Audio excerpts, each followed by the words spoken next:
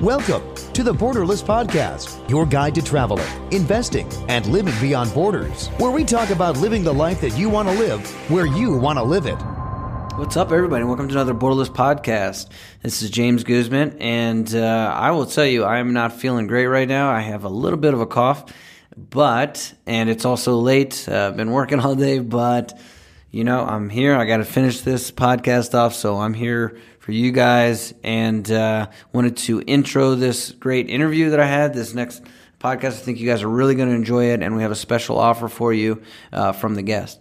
And before that, I wanted to talk a little bit about Medellin. I've been here for 3 weeks now, a little bit over 3 weeks, and so I sent out an email to the email list, and if you're on the email list, you'd know that, and if you're not, go to borderlessblog.com and sign up.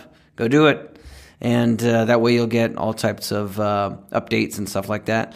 And, I was talking about the differences between San Miguel and Medellin because, I was coming directly from San Miguel de Allende in Mexico, where I've been for a few years.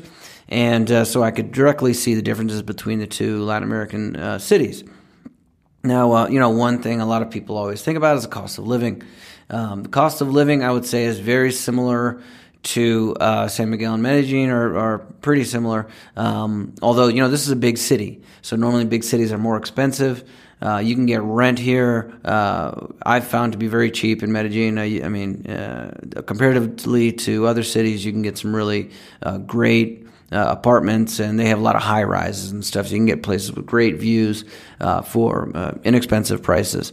But other than that, like food and eating out is similar. Although the food here in Medellin, I will say, is not as good as San Miguel. San Miguel has great food. Mexico in general, I think a lot of people know that, and San Miguel specifically has a lot of fresh ingredients and local farms, and they're really into organic stuff. So it brings about a lot of different good restaurants and food and stuff. So that is one of the differences. And another one is just the business environment. I found that here in Medellin, if you're looking at, if you're younger and you want to start a business here, Colombia or Medellin is going to be better for you. They're business friendly here. They're foreign friendly here. They're okay with foreigners coming and starting up a business and stuff. And I don't see that to as much of an extent as I see here. One downside is the pollution. It's a growing city. Medellin is growing quickly, and it's a driving city. So that means there's more cars. And that's just going to be more pollution, and they're definitely seeing that. So hopefully they get a hold on that, but that's something that's happening. Also, just crazy traffic in general. A lot of traffic in the morning and stuff like that. And just the way people drive is crazy, and you have to basically run across the road here, or they will run you over. It's pretty interesting, but you don't get so much of that in Mexico. One thing I really like here is that people are really into exercise and, going to the gym and fitness and eating right and stuff. And they even have a lot of the roads here in the city shut down on Sundays, and they have people that go cycling and running, and everybody's out with their dogs and stuff. And it's pretty cool. I really enjoy that. So I went to a gym on top of a mountain the other day. That was something else. You had to walk 30, 45 minutes way up, and then they have a outdoor gym with food and smoothies and people hanging out, and lots of good-looking people there, which brings me to my next point. The women are beautiful here. I know it's a stereotype, but it's true, and you see them all over the place that really take care of themselves and dress well, and they take advantage of that inexpensive plastic surgery. So you do see a lot of that down here. Weather's great here. So is the weather in San Miguel. One difference is that I would say that it's more of kind of the party Latino culture here than Mexico in general. So, you get, I don't know, it's hard to explain, but I think that people get the idea. And so that's, I've really been enjoying it here. I've come down, and as many people know, I'm working with, as you all should know, I'm working with Vincenzo Villamena at Online Taxman, and he was on the podcast a few episodes ago. So if you need any help with taxes or setting up companies or offshore structures or stuff like that, let me know. We can get you a consultation. And I have no reviews, so review the show, and I will read it on the podcast, and remember to sign up on the mailing list. So, without further ado, we're going to go to Ian Bond, and he has been a fan of the show for a while and been following it. He's really given some great insight to me and help with growing the audience and stuff like that, and we've had a lot of great discussions, and he's finally getting his program off the road, and so I really want to help him do this, and so I hope that you guys will take advantage of the special offer that we have today, which is $1 for free for a month for his program that he's launched. And I think that you can afford $1 for the month. And he's really trying to help people that are stuck in this new economy, people that thought they were retiring. Maybe they are having trouble doing that. And so we're going to talk all about that. And you'll get to meet Ian Bond. So I hope you enjoy it. And thanks for listening. Borderless. All right, everybody, welcome to another Borderless Podcast. This is your host, James Guzman. I'm here in Medellin, Colombia, right now at the Global Express co-working space where I've been hanging out here. And today I have on Ian Bond, and it's great to have him on. He's been a listener of the podcast. We've known each other for a while. He's doing a lot of interesting stuff, and I've mentioned him a few times, well, a number of times on the podcast. I think his message is very relevant to a lot of people that listen to the Borderless Podcast, and so I'm very happy to have him on. So welcome, Ian Bond. Thanks, James. It's really a pleasure to finally be able to participate and hook up with you. We talk a lot of times, one-on-one. It's fun to actually get it on a recording, I guess. Yeah. Well, you've been making the rounds because you've launched your website. And you've got your information product, the No Nest Egg retirement plan, and you've got the website I've mentioned, my retirementrehab.me. And so, if you don't mind, maybe we can go back and talk about, what it is exactly. How do you got to be where you are? What's your message about how the economy has changed and how people can now survive in today's world? Yeah, sure. I'll just maybe give some people a little bit deeper background. So I'm 60 years old, and at the end of 2012, when I got my corporate bonus, I realized that the world had changed. My bonus in 2011 had been down 50%, even though my business had been up. My bonus in 2012, even though my business was up again, was flat. So I was making about 40% of what I was making before the financial crisis. And then end of 2012, I was 55, and that didn't mesh well with what I needed to fund my retirement. I have a kid in college, and I have two younger kids. And when you're 55, you don't have that many years left, particularly with ageism and everything that was going on. So it hit me like a ton of bricks. There was an emotional component. There was a financial component, and full disclosure, I was earning a lot of money and spending a lot of money. So no one's gonna cry crocodile tears for me. But when you go through that process, you have to figure out how you're going to fund your family's future. And so what I did was I left my job on Wall Street. And I was recruited to move overseas. And when I was moved overseas and took a job overseas, one of the things that was part of the program was that I relocated in September, and my family didn't join me till the following summer. We kept the kids in school just to make sure that things continued, were okay in the job.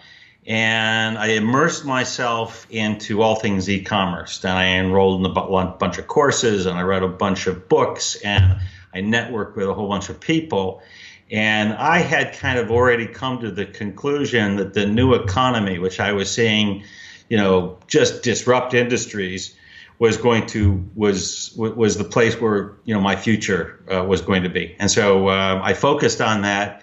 And ultimately, was able to right-size my lifestyle. Actually, before I moved here, right-size my lifestyle, and went through the emotional part of living off of Park Avenue, but not in one of the big apartments, one of the little ones, and had the conversation with my wife, which was, a very difficult thing. She was fine. It was me that was, kind of a mess that I had to come to this realization. But we went through all of the kind of the financial planning piece. And so ultimately when we, got involved in e-commerce, kind of the thought crossed me that there are other people going through this. And so, given my background of over 36 years on Wall Street and running wealth management and asset management businesses, I put together a program called the No Nest Egg Retirement Plan, and it's for people that are in their 40s or 50s or 60s, and they don't have a nest egg, or they don't have a big enough pile of money that they're going to live off of. We're all going to live too long. That's a bad thing now. We're going to live too long, and we need cash flow. And so the reality is that there are just an enormous number of ways that you can actually turn what looks like a negative into a huge positive and create a phenomenal lifestyle. And Right. So in the No Nest Egg Retirement Plan, I go through some of the building blocks that, kind of uniquely I know because I, have been in this industry for 36 years. And then I talk about some of the things that most people wouldn't know because I kind of immersed myself in this whole world, back when I moved over here in 2014. Yeah. And I think that there's probably the majority of people, at least in the United States, in that, age range are in that situation. If they even did plan for it, which a lot of them didn't even plan very well. They just figured, Social Security or I'll have a pension or I don't know, something would work out, and it really hasn't. Or maybe they lost money in the crashes or something like that. Yeah. But even if they have planned, they haven't had as much as they thought they would, and with the kind of the investment environment that we're in now, it's hard to get return and all this. So it's just all kinds of a whole ton of people that need that kind of assistance. And you've looked at this. I went through your No Nest Egg plan, and you've really gone through the details of how you see what's going on, and also some solutions. What do you think? Like, how do you see it? What are all the things that have added up to this situation that we're in today? Like, what are all the aspects that have gotten people where they're just not at the situation? Yeah. So just to frame the situation which you allude to, something like less than 10% of people who should be prepared to retire, are prepared to retire. It's a massive problem. Yeah. Okay. And it's not getting any better. Right. It's not, with ageism in the workplace and disruptive technologies taking, changing the nature of work and careers and professions. It's not getting any easier for people. This well in some of the things that you do. So, you have people who think that they would like to work to age 70, but are going to be disappointed that whatever they're trained for isn't going to, be able to pay them at the level that they think that they need to earn at until age 70. So I think they're literally people that will never be able to retire, unfortunately. And, the surveys that are taken by lots of people and organizations, kind of everybody needs $1,000 or $2,000 or more on top of whatever retirement funds that they have, plus Social Security. And there are no more corporate pensions, so you can kiss those goodbye. So that's the problem. The solution to it is to embrace it and figure out a way to take advantage of it, just like we're doing today. Okay, so you're in Medellin, Colombia, which costs a fraction of what it would cost to be in, kind of Dallas or where you were for a while, or New York, where I was for a long time. Take advantage of location, take advantage of technology, and take advantage of your skill set and utilize that, which most people aren't doing, as opposed to, kind of retraining yourself to go back into the same shrinking pool of opportunity, which I think is it's like a crazy strategy, to be, to be honest. Right. So. Yeah. And, In Mexico, especially more than here in Colombia, but here in Colombia you do too. You see a lot of people that are, retired, but they retire just on Social Security, and but they're able to live on Social Security alone in a place, in Mexico or something like that. But I mean, in reality, even when it was set out, Social Security wasn't it? It was part of the three-legged stool, right? Because you had, it wasn't meant to be all-encompassing. And even that, I think that we've known for decades now, it's turned into kind of a joke that, the numbers on Social Security don't work. It's just like ongoing. You know what I mean? For my generation, it's kind of a joke. A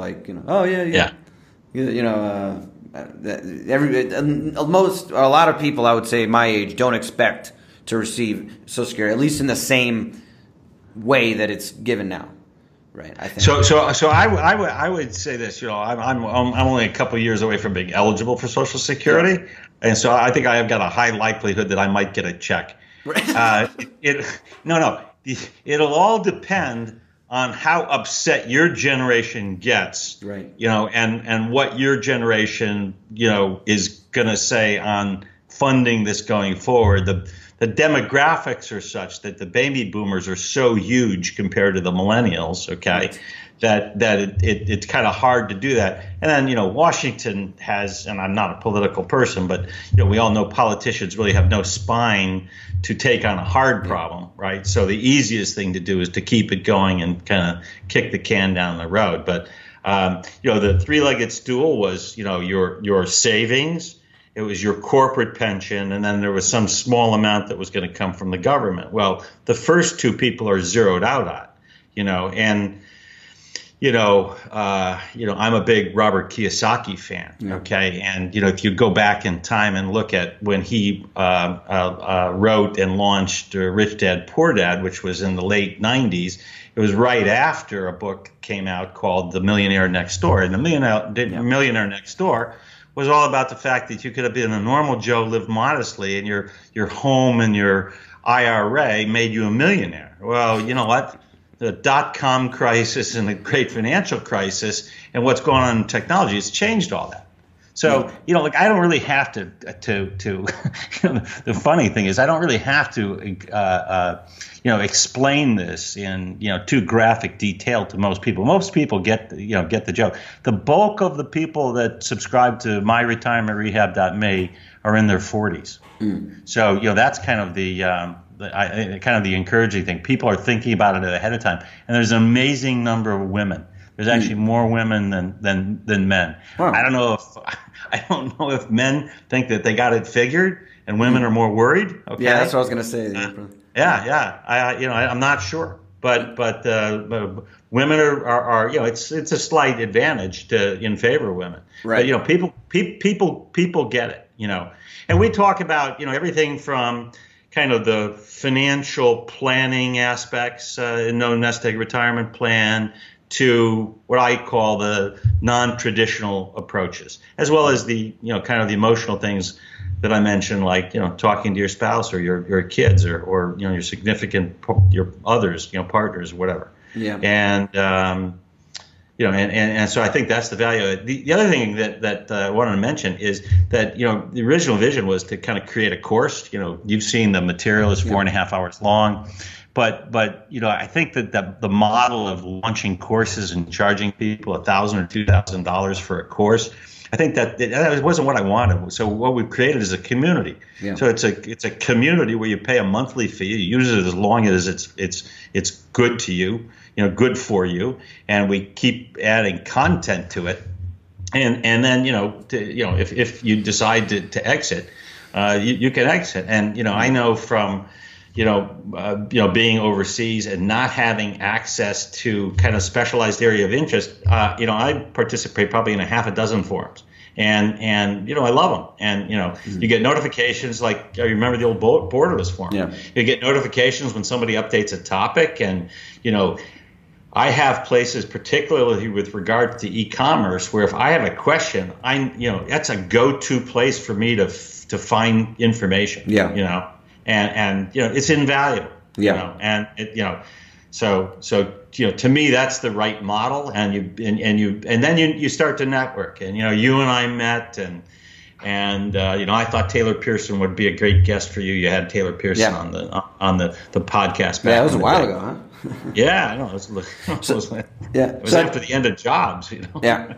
So I did want to talk about like some of the solutions and stuff, but sure. Before we do that, so now that we've talked about all the things that have gone into the situation that a lot of that demographic are in, the one that you're talking to. Sure. You use the word the new economy, or the phrase new economy a few times. What do you mean by the new economy? What are the aspects of the economy that we're living in now that have changed so dramatically that maybe people don't realize? Well, you can go back to when you can go back as far as 1974, when ERISA law changed the pension environment, and corporate pensions disappeared. So defined benefits disappeared, and defined contributions, which came about, known as the 401ks, changed the way people save. You can do that. But you really can look at the 80s and 90s when globally corporations started to outsource work to or offshore work to places where they could get work done more cheaply. And it only accelerated. And we all know people that lost their jobs, in the late 90s or early 2000s when, kind of lots of jobs went to India and other places. India graduates 1 million engineers a year from university in India. So if you're competing against that, that's a high bar. And by the way, they'll work New York hours. So don't think that they're gonna be sleeping when you're working. Just the opposite. So what happened was that the ability to network with people because of technology, because of broadband technology, allowed basically everybody on the planet with a smartphone to be able to apply for a job. And you can go. There's a terrific book that was written end of last year by Thomas Friedman. He wrote the book called "The Earth is Flat." The world is flat? The Earth is flat. And he wrote that in the early 2000s when he talked about how the whole world was flat. And he wrote a book called "Thank You for Being Late." And I would challenge you to go to Amazon and read the free part. And if you don't buy the book, I don't know, I'll buy the book for you. But essentially the premise was that in 2007, a whole bunch of things happened. The first thing that happened was iPhones, okay? And what happened with iPhones was, now we had something that, had the internet, had, the processing power that we'd never seen before, and had communications capabilities that we've never seen before. And suddenly the cloud appeared, and cloud computing technology. Facebook came into relevance in 2007, 2008. They opened up for the first time away from universities. And there were a number of other developments. And so technology has only accelerated since then. And it's accelerating at such a rapid pace. It's kind of like being in a car. If you're accelerating in a car at a rapid pace, you're uncomfortable. Then suddenly, you stop accelerating and you're there. We're just continuing to accelerate, okay, in terms of the technology changes. It hasn't slowed down, and we don't know when it will slow down. You're right. And so when I say the new economy, what I say is, look, you want to take advantage of these trends and utilize them for your own benefit and be an early mover.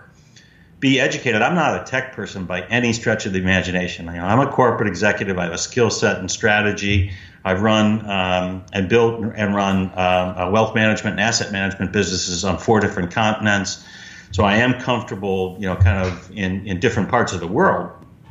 But I'm not a tech guy by any stretch of the imagination. But when you can employ, very, very good, intelligent, responsible labor cheaply in other places, as an entrepreneur or as someone that can assemble a team and get more out of a team, you have an amazing ability to solve problems for people today and win business. Conversely, you can relocate from a high cost location in the United States to a low cost location, like Medellin,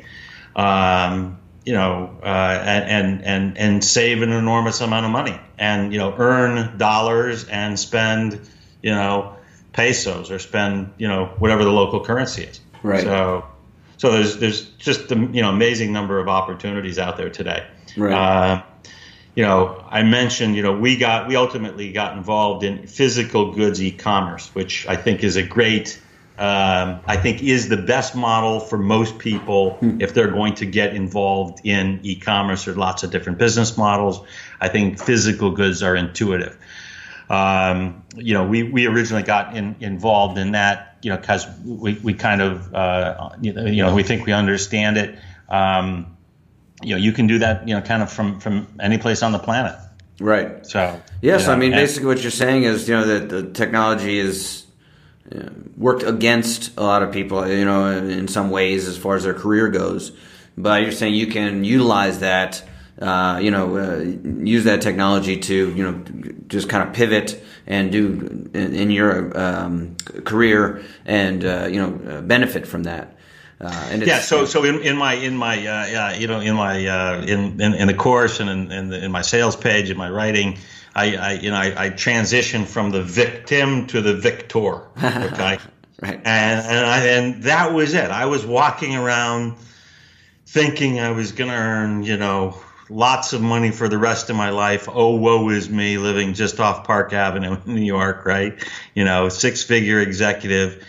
And you know what? I had to pick myself up one day and, and say, hey, what am I going to be a victim? No, I'm not going to be a victim. Right. I'm going to end up solving for this.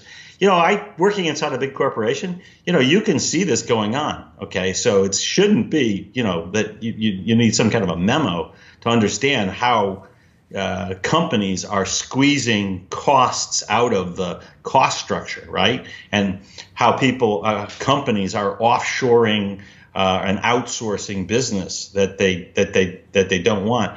Alternative work arrangements are just one form of that. That works great for a lot of people, as well as works great for the corporation. So taking advantage of the new economy is that's the whole drumbeat, to be honest. Right. Yeah. So this is where we are, and you've worked in finance for decades. You're very knowledgeable about that kind of thing. I wanted to talk about maybe some asset classes specifically, and like how they've changed or how you see them at this point in time. Because I've talked about all kinds of different things. Talk about different kinds of online income. I talk about real estate. I talk about this and that. And they're all different asset classes, and obviously there's different. You can break those down even farther. But maybe we can talk about in general how you see different asset classes. So sure. We talked before about the so-called traditional investments, meaning stocks, bonds, and this type of stuff. What do you think about that? A lot of people are still in annuities and things like that. Do you think that that's still a good place to be putting your money, or Okay, so let me just kind of set the table for you. Okay, so I'm lucky in my day job. I run wealth and asset management businesses, and this is the 5th wealth management platform I've built now on 4 continents. So I'm lucky. I get to see, all of the very best asset managers with all of the very best strategies. They come through my office and pitch us. They want us to sell their stuff, and I get to see these people. So I have a great advantage, and I've been doing this for a long time. I read prospectuses like some people read the daily paper. I get a lot of prospectuses, and I love it. I'm a deal junkie. I would only tell you that the returns are going to be going forward compressed. All right, so they're not going to be as high as they have been in the past. It was March 6th of 2009 that the Standard & Poor's 500 put in a bottom. So we are now, over 9 years into a bull market. Okay. By all historical measures, we're within a year of being, kind of the longest ever expansion, right? Now, with the tax cuts, there are lots of reasons to feel positive that this will continue. The old adage is that bull markets don't die of old age. They die for some other reason. So this could continue. But I do believe that returns are going to be compressed going forward.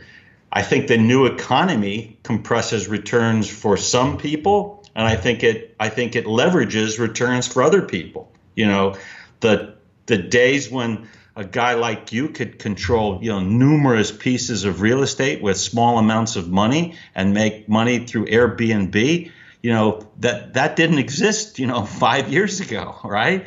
And so there are some massive opportunities, and then there are some ones that are less interesting. So you mentioned annuities. So kind of the prepackaged stuff that Wall Street puts together, I'm really not very bullish on. I mean, it's very fee laden. Okay.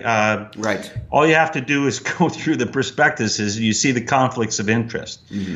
In the public markets for equity. Market returns are probably going to be lower going forward. And I think, essentially you have a trade-off right now where liquid securities are going to have relatively lower return profiles going forward, and illiquid strategies are going to be a place where you have higher rates of return going forward. So there are still illiquid strategies that I think are attractive, things like private real estate and private credit. I think there's some very good strategies in that. But, these are strategies with, returns in the mid-single digits to low double digits and not without a lot of risk, particularly on the private stuff, right? You can look at, owning e-commerce sites where you can earn, 3% a month if you can continue to, operate, websites that someone else has built. You can buy them with 3-4%, monthly returns. Right.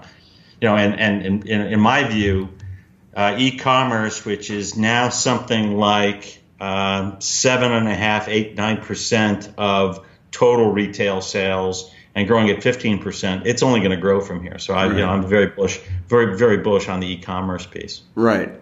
Okay, so that's just your normal kind of equities and stuff like that. What about commodities? Would you normally what I mean is like physical stuff. Like, would you say that there's been a lot of, I remember in 2000, after the crisis, there was a lot of people that were saying gold, silver, all these types of precious metals, but also other types of commodities are going to go up. The precious metals crashed in like 2011. But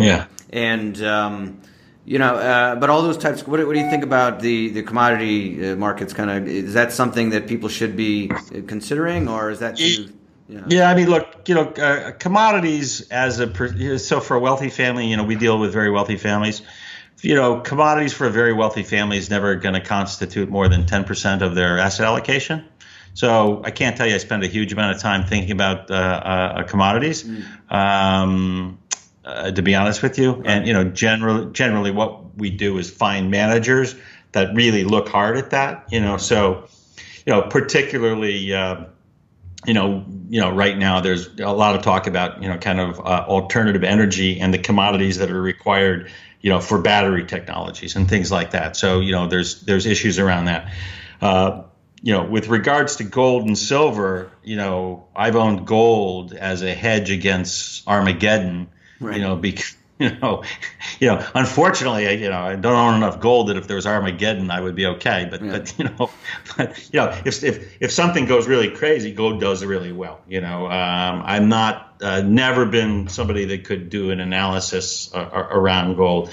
Yeah. So I kind of stay away. I kind of stay away from picking the commodities. What I do is, I like managers that look at the opportunities that the individual companies have, and then I put money with those managers. Right. And so, and so that's the way that I play the commodity cycle. Okay. Yeah, no, I'm just kind of like, from asking from just your standard, person that you talk to, like, not extremely wealthy families or anything, but an individual who finds himself in the situation you're talking about, maybe have it. So yeah, I mean, it doesn't sound like you don't think commodities or these traditional investments should really be a large part of somebody's portfolio. Well, what about? Not really. Yeah, I know that you've had a lot of rental real estate, and you know a lot about that.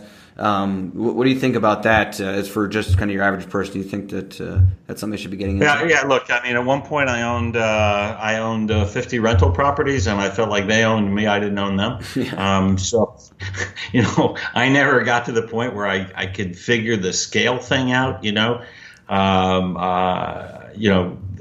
I think if you can buy, and particularly buy and improve, residential rental real estate in good markets, I mean, that's kind of the gold standard. I think you could say that warehouse properties, particularly ones that are suited for e-commerce, would be something in demand, and you would say that malls and traditional retail would be, something you'd want to stay away from, right. In terms of real estate.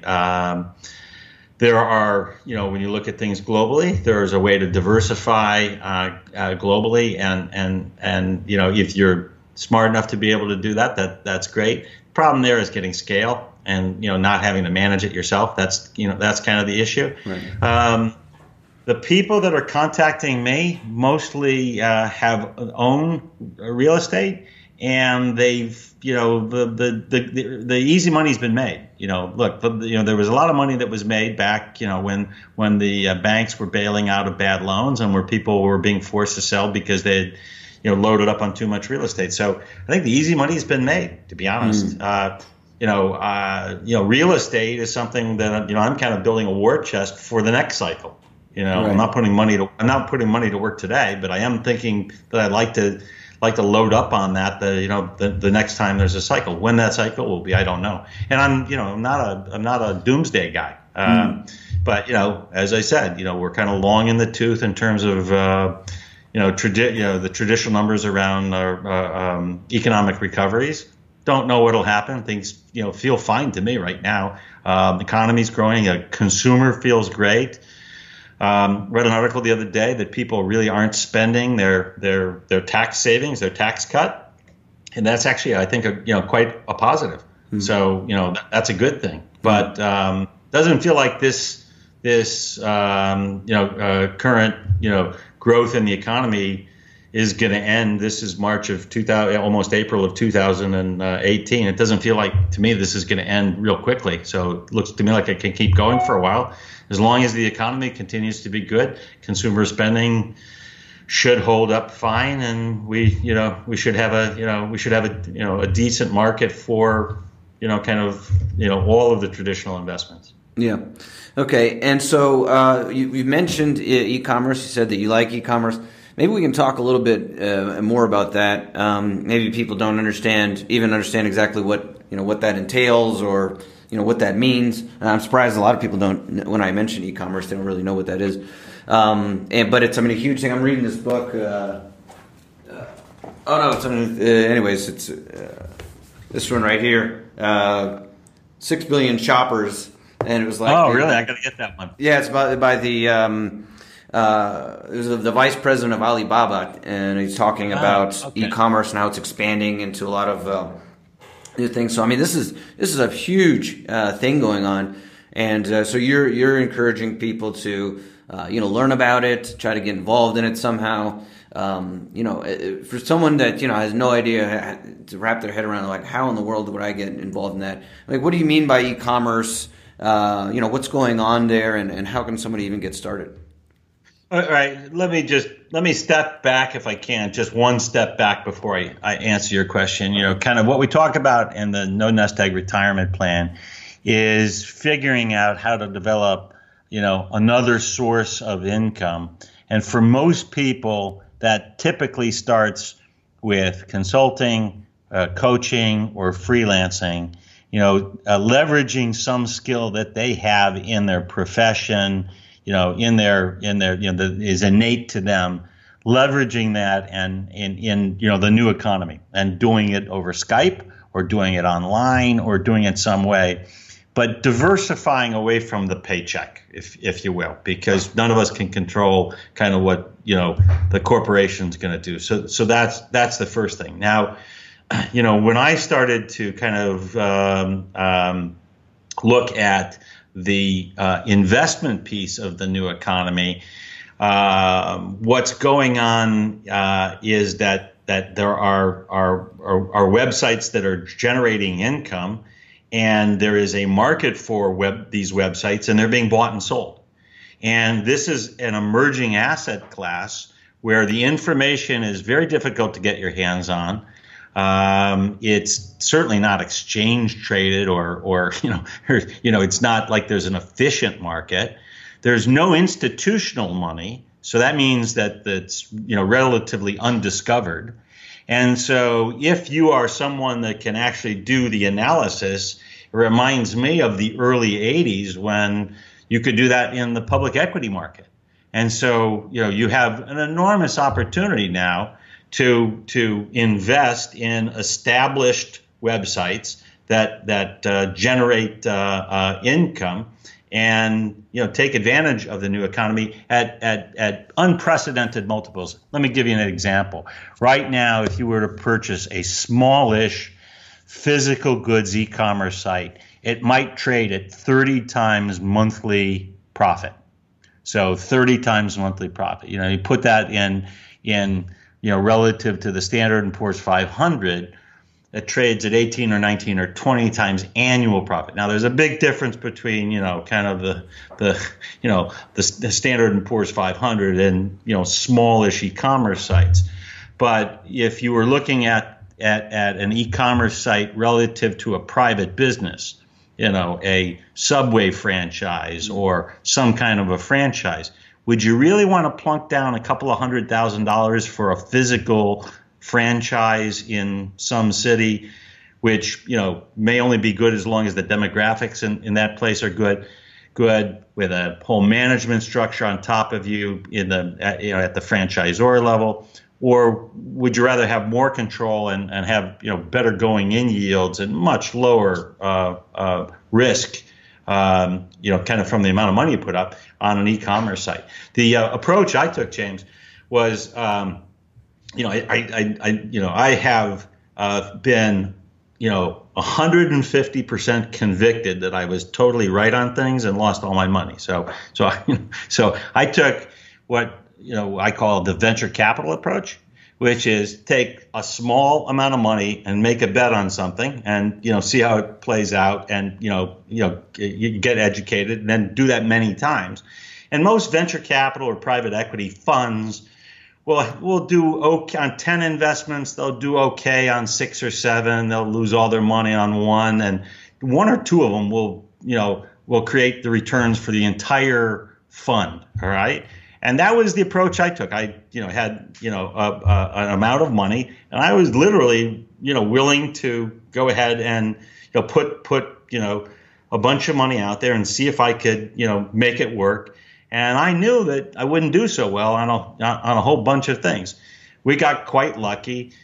The second website we bought is in a very large niche. We knew if we could get our fair share of the sales in this niche that we'd do quite well. We struggled we bought it in November of 2015. November of 2015. In 2016, we struggled. We read about all of these people that, in their e-commerce businesses, they were crushing it and they were living the dream and they were in Thailand and we were, killing ourselves trying to figure out what to do. And then literally a year ago in March, things took off for us. And last year, our business was up 5x in revenues, and it hasn't stopped. And so we now have scaled a large team. We have about 10 people that work for us. And and they're located everywhere from the Philippines with customer service to Bangladesh and Pakistan where we have developers. We've got a kind of a COO type who is in India. We live in the Middle East. We have a person in Ireland. We have somebody in Mexico that does paid traffic for us. And everybody works virtually. Everybody is networked together using software. There are software tools that we use. So there's project software called Asana. There's chat software called Slack. We don't let people communicate through any other means. We sell on a platform called House, which is like Amazon for household goods. And it's been eye-opening for us. It's been life-changing, to be honest with you. It's been entirely life-changing. So that business, our e-commerce business last year generated, close to $2.5 million in revenue, up from, as I say, 5x what it was the year prior. And, I was literally in November of 2016. I was reading a prospectus like I do, almost every day, and I saw a site that was in our exact same niche, and they were selling on this platform House, and they were half of our size, and they were generating 50% more profitability than we were. And I said, "Oh my Lord, we actually had an account at House." And we shifted all of our direction, and things just exploded at the beginning of last year, literally 1 year ago today. Wow. So that's great. I mean, that was a learning curve for you. I mean, it's not like this is something you were it was horrible. Experienced. Oh, we made every mistake that you can possibly make. Okay, right. My wife is an operations guru. She's really, really good at operations. Mm-hmm. This is her job. I have a day job. She comes in and she does it. She used to be kind of the COO of a private equity group for a Wall Street investment bank, and she's very, very orderly and organized. And we would get together after work, and we couldn't figure out why we couldn't solve, and make money when everyone else seemed to be, living the dream, and and we weren't living the dream, James. We were not doing it. Yeah, so we figured out every way you can to screw up, Right.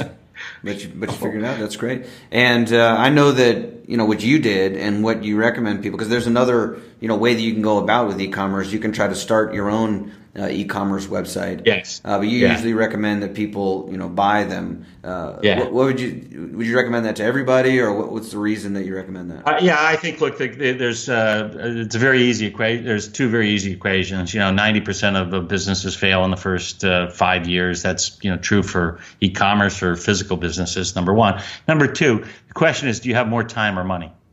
So in our case, we had more money than time. I turned 60, and so, I needed something to work for me. I wanted to look for something that was bite-sized. The site that I'm talking about, we paid $25,000 for. Now, we often earn that in a month now. So it turned out okay.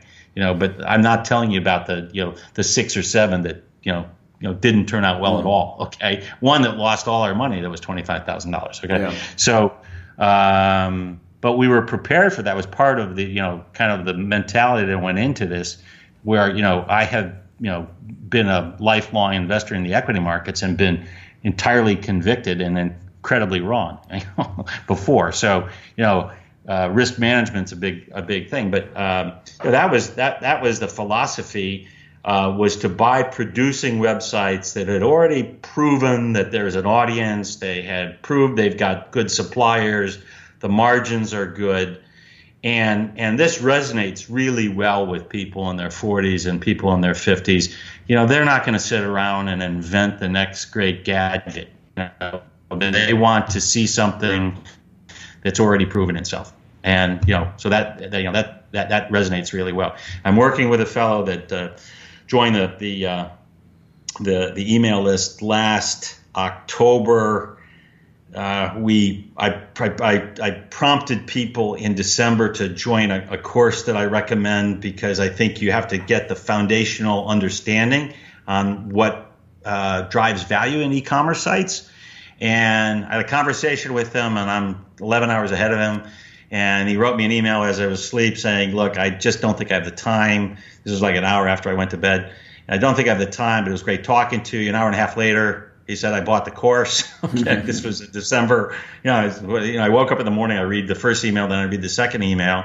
He bought a site, paid $12,000 in the end of January, made or lost a little bit of money in February, and just had a monster month in March. Everyone knows it was lucky. Okay, he got very lucky.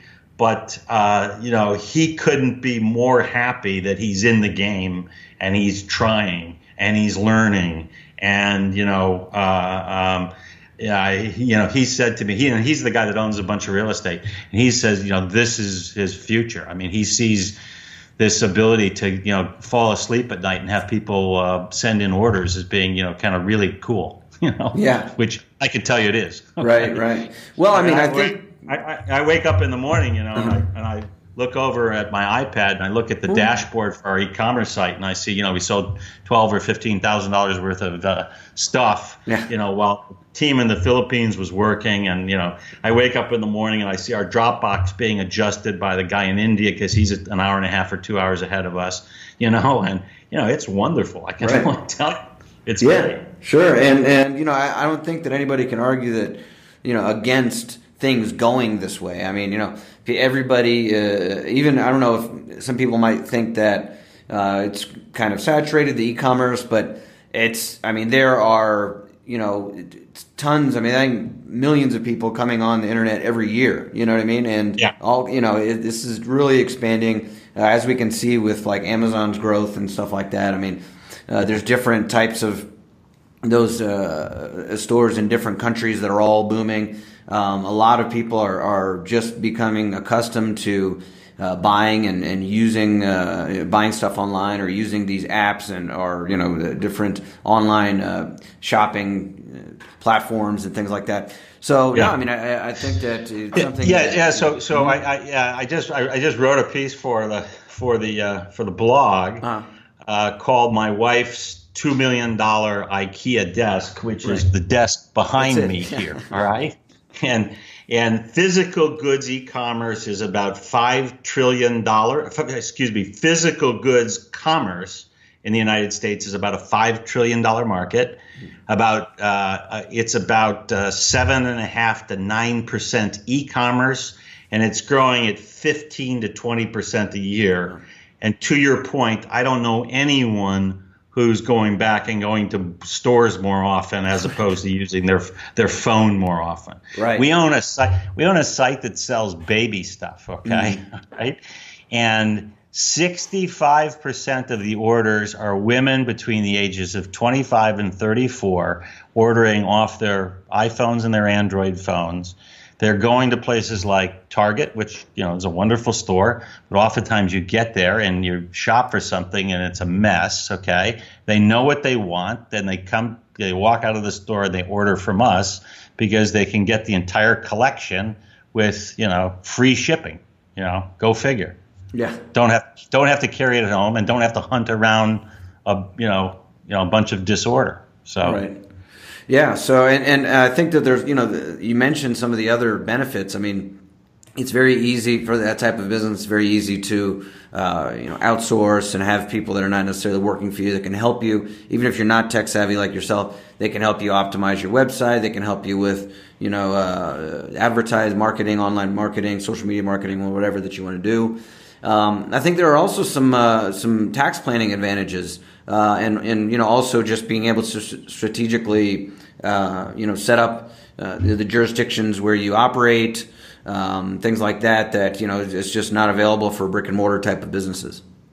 Yeah. So the first point you made was huge because the biggest fear I had was the tech fear. I mean, being in my late 50s, could I do this? I mean, who am I, right? I mean, I could hardly, operate my office PC, and I've got a squadron of people to help me, right? How could we do this? Well, to your point, there are platforms like BigCommerce and Shopify that take care of all of this stuff. It's amazing, okay? And there are people on Upwork and that you can get a hold of at a moment's notice. And once you build a Rolodex of these people, you're good. You're good to go. But yeah, I mean the opportunity to do tax planning. First of all, live overseas. This year, I think the number for 2018 is $104,100 that you can exclude from your earnings. So if you have a spouse, you own it jointly, you each get $104,000. If you can't live on that, I mean, each $104,000 you don't pay taxes on. And then your housing deduction and you have a housing deduction on top of that. Yeah. And now the other thing that we talk about in the Nest Egg Retirement Plan is that the biggest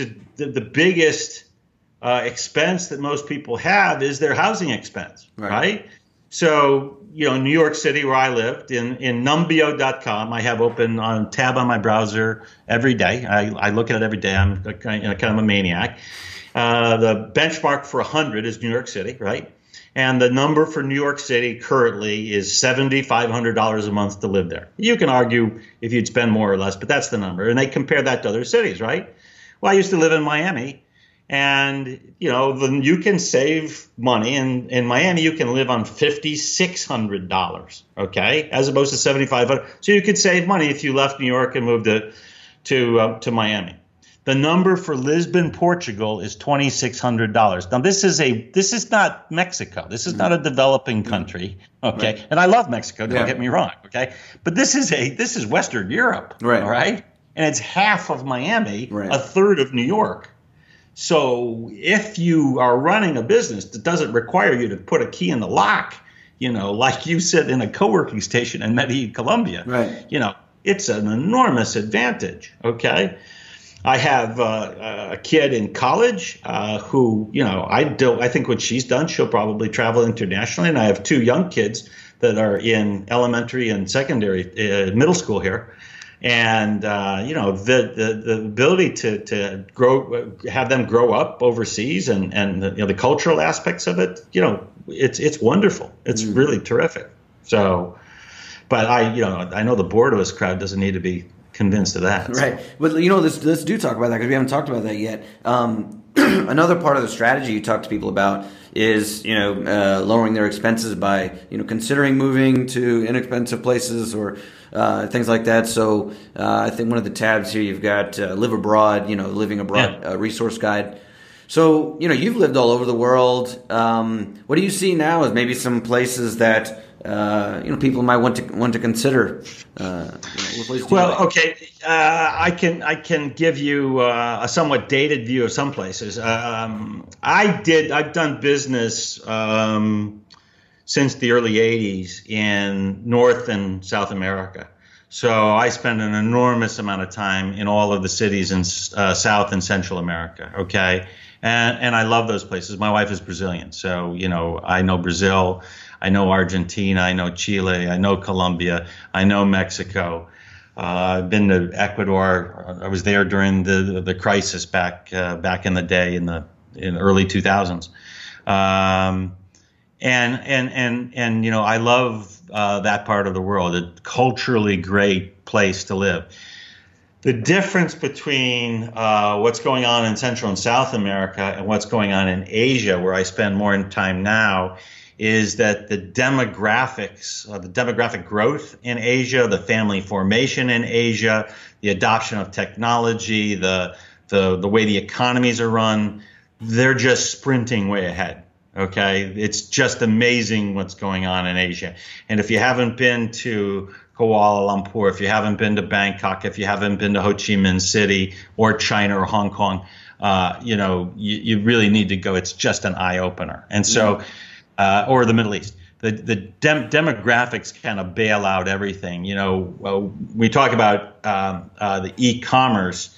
If you're an investor in the equity market or any market, if you get the big trend right, you're generally going to make money, right? And e-commerce is the big trend. Get that right. From a demographic standpoint, and I have a friend that's he's buying expat-oriented real estate and renting it out in Cambodia. Right. And Cambodia is now the place where China is outsourcing to. So, he's in front of that trend. There's just a lot going on, and it's amazingly inexpensive. I live in the Middle East, in the GCC here, and everyone comes from another country. 7 out of 8 or 7.5 out of 8, 6.5 out of 8 workers here are expats. They're not locals, right? And everyone comes here for the opportunity, and they can earn between 1.5 or 1.25 or 1.5 times to 10 times what they could earn back home.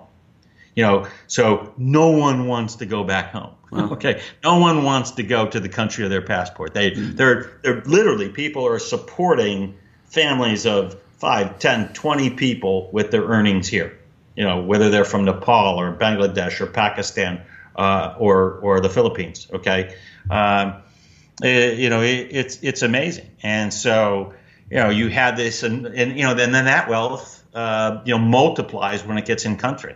So you have everybody connected. I have a personal trainer from Sri Lanka. When I go to the gym, he's on Wi-Fi talking to his wife and his daughter in Sri Lanka. Okay. Back in the old days, you'd go into a telephone booth and drop a quarter in, and once a month or something like that, right? But that's how networked the whole world is, and that's my view of the world is that I think that there's kind of a bigger profile in Asia, and a wonderful lifestyle that I'm incredibly comfortable with in Central and South America. So where we will end up, I don't know. To be honest with you, people ask me. I can tell you this: I won't be going back to New York City. Yeah. How's that? Yeah. It sounded like Portugal you're considering too, or what do you think about Europe right now? I like Portugal because I think you get Portugal at kind of a 25% discount to the rest of Europe. To be honest with you, always have had a kind of an affinity to live in the UK, but the UK is still relatively expensive. All the indications are that they're surviving Brexit just fine. Have friends living in Ireland who are having the time of their life. They love living in Ireland. Know some people living in different Central European countries, probably have less of an affinity for the colder places. I'm a warm weather guy, so so I look for the warm weather. My sister-in-law and brother-in-law and their family live in Istanbul. He's Turkish, so we visit them a lot. I love that city. Probably won't end up there, but love visiting there. Yeah. But my wife being Brazilian, my wife and kids speak Portuguese, so we have an obvious affinity for Portugal, right? Yeah. Okay. Well, great. Yeah, we've run across a lot of things. Basically, the economy has changed. A lot of people, this is what I talk to them in person. They email me. A lot of people in this specific situation where, they no nest egg retirement. That's that is it. It says it perfectly. A lot of people, unless you've got a pile of cash, you got no nest egg. Yeah. No nest egg, and certainly not that's going to sustain you passively. Especially if you have a family and things like that. It's expensive. And so you help people do that by getting into these new markets, kind of rethinking the traditional finance model, also, lowering your budget by going to, less expensive places and all kinds of other things. And you talk about different asset classes and what might be good and what might not be. So you have the no nest egg retirement plan. And I believe we've got a discounted thing for the podcast today, right? Yeah. So the the community, which is a very vibrant group of people that are discussing all these issues, and are at different points in their journey. So it's great. So you hear people that have already kind of accomplished something that you're seeking to accomplish, and you have newbies coming in that are trying to learn what you already know. But in addition to the community, you've got 4.5 hours of coursework what I call alternative retirement planning, because the stuff that is being sold is, these fancy programs that are spit out on gorgeous presentations are useless, I think, to be honest with you. But this is normally $27 a month. And for the Borderless community, we're going to give everybody a 1 month trial for $1. Use Borderless as the coupon. And if you have a problem, just, sign up and I'll send you back the money, or send me an email at info@myretirementrehab.me. But we'd love to have some of the folks from the Borderless community. I remember the old Borderless community back when you hosted it. It was a great group of people, very like-minded. I know the demographic of the podcast. You've shared that many times. I think it fits really well with what we're doing, and excited to have more people join our community. Good. Yeah. So, please, people, go, I'd like for you to support Ian Bond. He's definitely knowledgeable about this kind of thing. I know there's a lot of people that are in a situation. So, I think you can afford $1 a month, but at least give it a try. And you can go over there, just use that, the Borderless code. And so, that's great. And really, let me know how that works out for you. We'll all try to figure this out going forward. We're all in kind of new territory, and we are learning how to survive and thrive in today's economy. So that's what we're doing. Let me just mention one other thing, which is in the next couple of weeks we'll be launching an informational, little bit less than 1 hour webinar, and so. That way, I'll give you the heads up when that webinar is launched, and we can have people come and listen to a more formal pitch than the conversation that we've had here. But I think that we've covered all of the bases, to be honest with you. Yeah. All right. Well, great. Thanks a lot, Ian Bond, and good luck with your thing. We'll definitely be in touch. James, always a pleasure, and good luck there in Medellin. Is one of my favorite cities. So enjoy yourself, man. Oh, I am. Really, really great talking. Great. All right, man. Thanks for joining us for the Borderless Podcast, traveling, investing, and living beyond borders.